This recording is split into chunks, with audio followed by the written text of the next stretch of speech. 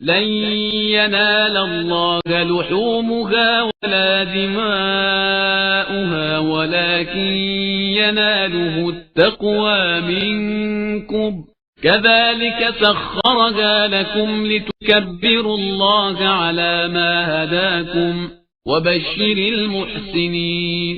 خدا تک ان جانوروں کا گوشت جانے والا ہے اور نہ خون. اس کی بارگاہ میں صرف تمہارا تقوی جاتا ہے. اور اسی طرح ہم نے ان جانوروں کو تمہارا تابع بنا دیا ہے کہ خدا کی دی ہوئی ہدایت پر اس کی کبریائی کا اعلان کرو اور نیک عمل کرنے والوں کو بشارت دے دو. بسم اللہ الرحمن الرحیم. الحمدللہ رب العالمین وصلی اللہ علی محمد وآلہ الطاہرین. موضوع گفتگو قربانی اور ہماری اس گفتگو کا عنوان ہے قربانی کی فضیلت.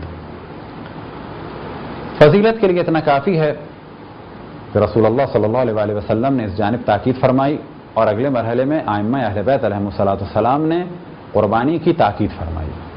یہ ایک مستحب عمل ہے، البتہ مستحب مؤکد، یعنی اس کی تاکید ہے کہ حد الامکان عالم اختیار میں، یعنی اگر ممکن ہو تو اسے ترک نہ کیا جائے.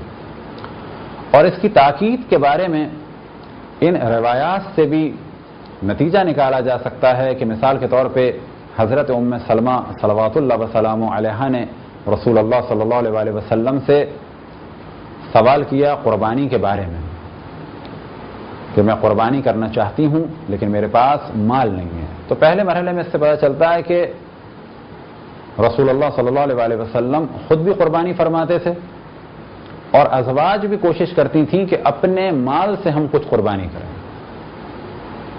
اب یہ روایت ممکن ہے کبھی ایسے وقت کی ہو کہ جب رسول اللہ صلی اللہ علیہ وسلم کا ہاتھ تنگ ہو، کیونکہ روایتوں میں نقل ہوا کہ آپ 100 اونٹ قربان فرماتے تھے اپنے گھر والوں کی جانب سے اور اپنی جانب سے، اپنی امت کی جانب سے، جن میں سے 34 اونٹ مولا امیر المؤمنین علیہ السلام کی جانب سے قربان فرماتے تھے. یا یہ کہ حضرت ام سلمہ نے سوال کیا ہو اور کسی اور کی جانب سے کیا ہو کہ اگر کسی بیوی کے پاس یا کسی کے پاس پیسہ نہ ہو تو وہ کیا کرے. بالآخر جب حضرت ام سلمہ سلام اللہ علیہ نے سوال کیا تو آپ نے فرمایا کہ قرض لے کے ادا کرو، اللہ سبحانہ و تعالی اس قرض کو ادا کرے گا. یعنی قربانی انجام دو قرض لے کے، اللہ اس قرض کو ادا کرے گا. لیکن اس جانب توجہ رہے کہ یہ سوال حضرت ام سلمہ سلام اللہ علیہ کے صورت میں تھا کہ جب وہ اللہ کی بارگاہ میں قربانی کرنا چاہتی تھیں، نہ یہ کہ دکھانے کے لیے. بس کوئی ہمارے اس گفتگو سے نتیجہ نہ نکالے کہ پڑوسی کیا کہیں گے کہ ہم نے اس سال گائے نہیں کی یا چھوٹا جانور کیا ہے بڑا جانور کیا تو مولانا نے روایت پڑھی تھی قرض لے لو. تو اس صورت میں قرض نہ لیں. ہاں اگر خالص نیت کے ساتھ قربانی کرنا چاہتے ہیں تو اپنے حالات اور واقعات کو دیکھتے ہوئے اللہ سبحانہ و تعالیٰ کی بارگاہ میں قربانی پیش کریں، چاہے وہ چھوٹے سے بکرے کی کیوں نہ ہو. تو اس روایت سے بخوبی اندازہ ہوتا ہے کہ قربانی کی اسلام میں بہت تاکید ہے.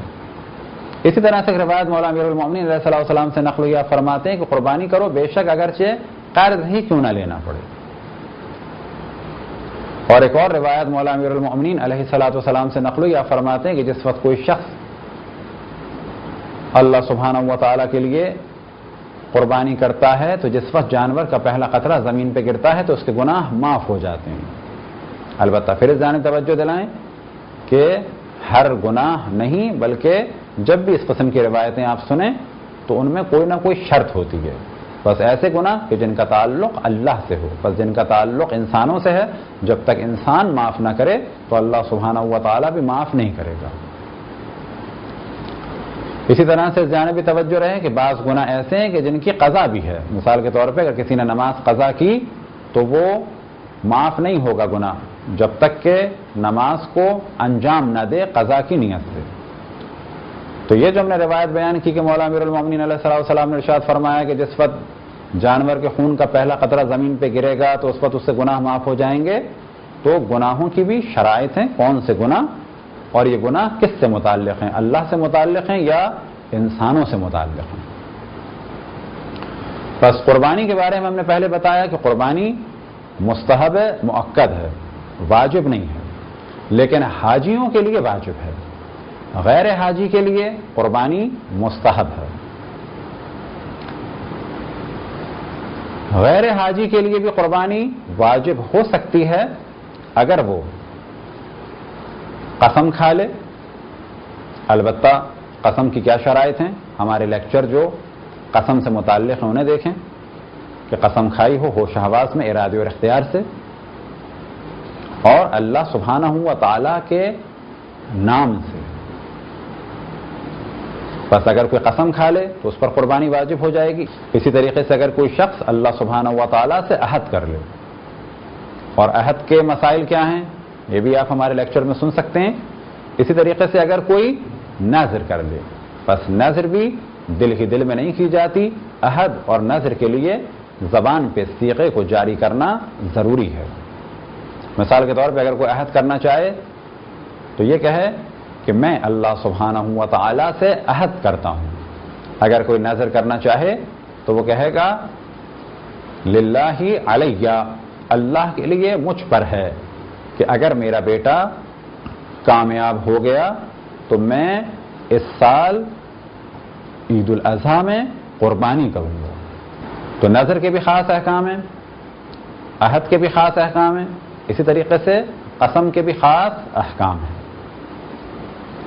یہ تھی ایک مختصر سی گفتگو قربانی کی فضیلت کے بارے میں. خداوند تبارک و تعالیٰ سے دعا ہے کہ بحق محمد و آل محمد ہمیں اپنے رسول، اپنی حجتوں، خصوصاً امام زمان علیہ الصلاۃ والسلام کی معرفت اور اطاعت کی توفیق عطا فرمائے. وصلی اللہ علی محمد و آلہ الطاہرین.